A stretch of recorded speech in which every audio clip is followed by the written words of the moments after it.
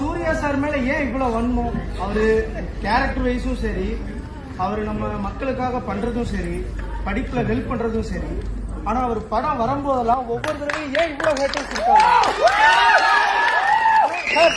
Sir இங்க இருக்கிற பொதுவான எல்லா ஆடியன்ஸுக்கும் நான் ஒரே ஒரு லைன் ஒன்று சொல்றேன். அட நம்ம நினைச்சது நடந்துருமா, சிங்கம் மறுபடி திரும்புதம்மா, என்னன்னா வந்து இப்ப சூர்யா சார் பேசணும்னு இவ்வளவு பேர் இவ்வளவு அன்பா பண்ணிடுறாங்களா, அதை பாருங்க. ஏட்டோட தூசு மாதிரி விட்டு தள்ளுங்க, அவ்வளவுதான். இவ்வளவு பேர் இருக்காங்களே, பாருங்க. See the love, just ignore the hatred.